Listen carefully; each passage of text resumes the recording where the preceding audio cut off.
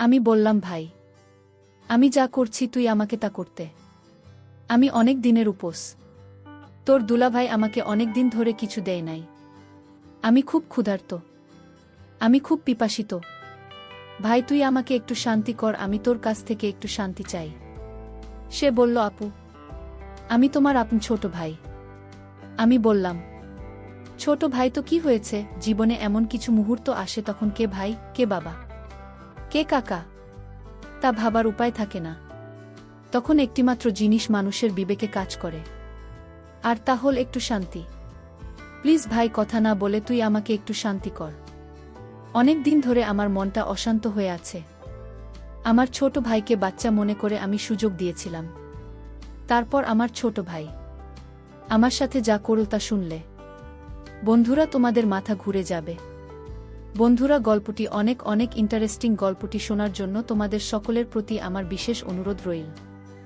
বন্ধুরা, তোমাদের নিকট আমার ছোট্ট একটি অনুরোধ, তোমরা দয়া করে আমার চ্যানেলটি সাবস্ক্রাইব করে আমাকে সাপোর্ট করবে। হ্যালো বন্ধুরা, আমি উর্মিলা আক্তার ঘর্মি। আমার ডাক নাম ঘর্মি। আমার বর্তমান বয়স 25।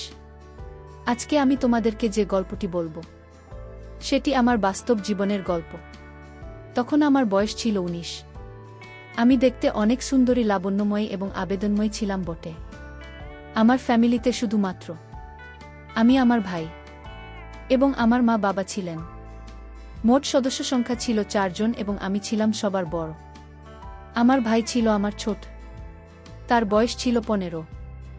আমার ছোট ভাইয়ের নাম সাগর। সে ক্লাস 10-এ পড়ত। সে দেখতে অনেক কিছু ছিল। আমি তাকে খুব ভালোবাসতাম এবং স্নেহ করতাম। তাকে দেখতে একেবারে নায়কের মতো চেহারা ছিল। তাকে দেখলেই আমার অন্য কিছু করতে মন চাইত। আমাদের পরিবারের সবাই খুব সুন্দর ছিল। আমি যেমন সুন্দরী ছিলাম, আমার ভাইও আমার মতোই সুন্দর ছিল। আমার মা বাবা অনেক সুন্দর ছিল। আমার ছোট ভাইয়ের চেহারাটা এতই কিউট যে তাকে দেখলেই আমার আদর করতে মন চাইত। মাঝে মাঝে আমি আমার বিয়ের আগে বিভিন্ন অজুহাতে তার সাথে বিভিন্নভাবে মজা করার চেষ্টা করতাম। বিয়ের আগে মাঝে মাঝে সে আর আমি একসাথে থাকতাম। প্রায় আমি তার কাছে থেকে ভিন্ন কিছুর স্বাদ নেওয়ার চেষ্টা করতাম। সে তখন খুব ছোট ছিল বিধায় খুব একটা বেশি বুঝত না। সে দেখতে অনেক সুন্দর হওয়ায় আমি তার প্রতি অনেক দুর্বল হয়ে গিয়েছিলাম, কিন্তু তা কখনো প্রকাশ করতে পারিনি। মনে মনে অনেকবার তাকে কাছে পেতে চেয়েছিলাম, তার সাথে ঘনিষ্ঠ হতে চেয়েছিলাম এবং তার কাছ থেকে অনেক ভালোবাসা পেতে চেয়েছিলাম, কিন্তু কখনো সাহস হয়নি বলার। কারণ সে তো আমার ছোট ভাই, যদি কাউকে বলে দেয়। যাই হোক বন্ধুরা, এভাবে কাটছিল আমার দিন। আমার যখন বয়স 10, তখন আমার বিয়ে হয়ে যায় আমার এলাকা থেকে অন্য একটা গ্রামে। আমার যেখানে বিয়ে হয় সেখান থেকে আমাদের গ্রামের দূরত্ব ছিল প্রায় 8 কিলোমিটার। বিয়ের পর আমি আমার শ্বশুর বাড়ি চলে যাই। সেখানে সংসার শুরু করি। প্রথম আমার স্বামী আমাকে অনেক ভালোবাসত। এমন ভালোবাসা দিত, মনে হয়েছিল যেন আমি স্বর্গে আছি। প্রথম যেদিন সে আমার কাছে আসতে চাইবে, তখন তো আমি খুব ভয় পেয়ে যাই, কারণ সে আমার থেকে বয়সে ছিল অনেক বড়। যেই কথা সেই কাজ। প্রথম দিন সে আমাকে এমনভাবে দিয়েছিল, আমার কাছে মনে হয়েছিল যেন আমার দম বন্ধ হয়ে যাওয়ার মতো অবস্থা হয়েছিল। বিয়ের 2-1 মাস আমার খুব ভালো লাগছিল। সে আমাকে খুব শুকিয়ে রাখছিল, কিন্তু এই সুখ আমার আর বেশি দিন রইল না। আমার কপাল খুবই খারাপ ছিল যে আমার বিয়ের কিছুদিন পরেই আমার স্বামীর গোপন একটি রোগ ধরা পড়ে, যার কারণে আমার স্বামী আমার কাছে ঠিকমতো আসতে চাইত না, আমাকে ভালোবাসতে চাইত না, আমার প্রতি তার কোনো ফিলিংস কাজ করত না, আর মাঝে মাঝে আমার সাথে খুব খারাপ আচরণ করত। আমার স্বামীর এই আচরণে আমি খুব কষ্ট পেতাম। আমি জানি না সে কেন আমার সাথে এরকম আচরণ করত। তার আচরণে আমি অনেক পরিবর্তন লক্ষ্য করি। আস্তে আস্তে তার সাথে আমার দূরত্ব বাড়তে থাকে। সে আর আগের মতো আমাকে ভালোবাসে না। রাত হলেই সে কোনো না কোনো অজুহাতে আমার কাছ থেকে দূরে থাকতে শুরু করে। আমি যখনই তার কাছে যেতাম, ভাবতাম আজ তার সাথে সময় কাটাব। আজকে আমরা স্বামী স্ত্রী মিলে একটু রোম্যান্টিক সময় পার করব। কিন্তু আমি চাইলে কি হবে? তাতে তার কোনো সাড়া পাইনি। আমি যতই তার কাছে যেতে চাইতাম সে আমার কাছ থেকে বিভিন্ন অজুহাতে অনেক দূরে থাকতে শুরু করল। সে এখন আমাকে বিন্দুমাত্র সময় দেয় না। তার আচরণে এতটা পরিবর্তন দেখে আমি খুব বিস্মিত হই। আমাকে ভালোবাসার তার মধ্যে কোনো আকাঙ্ক্ষা নেই। রাতে কিংবা দিনে সে কখনই আমার সাথে আকর্ষিত হওয়ার চেষ্টা করত না। আমাকে সবসময় সে ইগনোর করতে শুরু করল। তার এসব দেখে আমার মনে অবস্থা আরও খারাপ হতে লাগল। তারপরেও আমি ভালো ছিলাম। যাক শত হলেও সে তো আমার স্বামী, আজ আমাকে ভালোবাসে না, কিন্তু কাল তো ভাসবে। একদিন আমি ভাবলাম, যেহেতু তারা আমার প্রতি কোনো টান নেই, আজকে তাহলে আমি তাকে আমার প্রতি আকৃষ্ট করার জন্য তাকে আমি নিজেই উদ্বুদ্ধ করব। আজকে আমি তার কাছ থেকে আমার অধিকার আদায় করে নেব। সেদিন রাতে আমি অনেক চেষ্টা করার পরেও তার কাছ থেকে আমি কোনো রেসপন্স পাইনি। সেদিন রাতে আমি অনেক কষ্ট পেয়েছিলাম। কষ্ট পেয়ে আমি চুপ করে আমার রুমের এক পাশে বসেছিলাম। হঠাৎ টেবিলের মধ্যে একটি ডাক্তারি রিপোর্ট দেখতে পেলাম। রিপোর্টটি দেখে আমার মাথা ঘুরতে শুরু করল।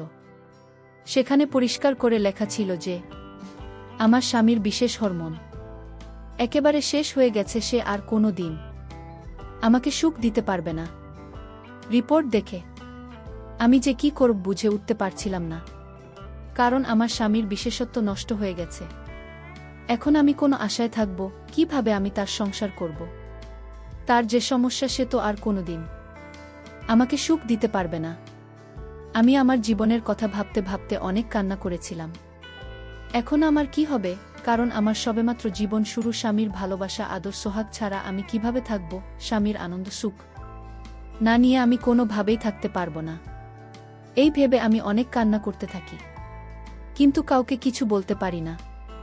মনে মনে ভাবলাম, এভাবে আমি আর স্বামীর সংসার করব না। যেই স্বামী আমার মন বোঝে না, যে আমাকে ভালোবাসা দিতে না পারুক, অন্ততপক্ষে মনের একটু শান্তিতে দেবে। তাই স্থির করলাম, আমি আমার বাপের বাড়ি চলে যাব।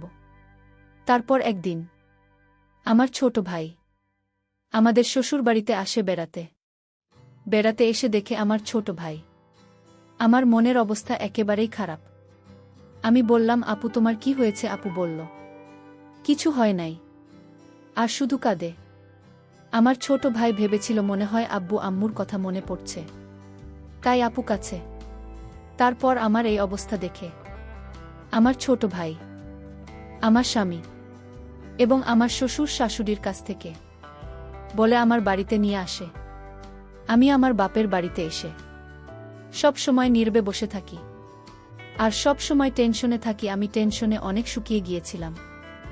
আমার চোখের নিচে কালো দাগ হয়ে গেছে। আমার ছোট ভাই আমার এই অবস্থা দেখে আমাকে জিজ্ঞাসা করতে শুরু করে, আপু তোমার কি হয়েছে? দুলাভাই কি তোমাকে অনেক কষ্ট দেয়? দুলাভাই কি তোমার সাথে খারাপ আচরণ করে নাকি না অন্য কিছু?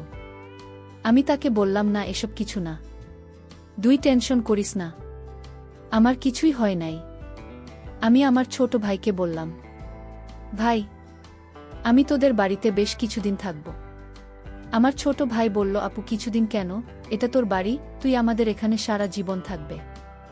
ভাইয়ের কথা শুনে মনে অনেক শান্তি পেলাম। মনে চিন্তা করলাম, আমার ভাই যেহেতু আমার জন্য পাগল, আমি আমার স্বামীর কাছ থেকে যা পাইনি আমি আমার ভাইয়ের কাছ থেকে তা নেব। ভাইয়ের সরলতা, মিষ্টি ব্যবহার, উদারতা যেন আমাকে অনেক পাগল করে ফেলছে। আমি যে অনেক দিনের ক্ষুধার্ত। একদিন বিকেলে ছাদে বসে ভাবছিলাম আমার কি হবে এখন, আর কান্না করেছিলাম। ঠিক তখনই আমার ভাই সেখানে চলে আসে। আমার কান্না দেখে সে আমার পাশে বসে আমার চোখের জল মুছে দেয়, আর আমার কাছে কান্নার তো কণ্ঠে জানতে চায়, কি হয়েছে আপু, আমাকে একটু বলবেন?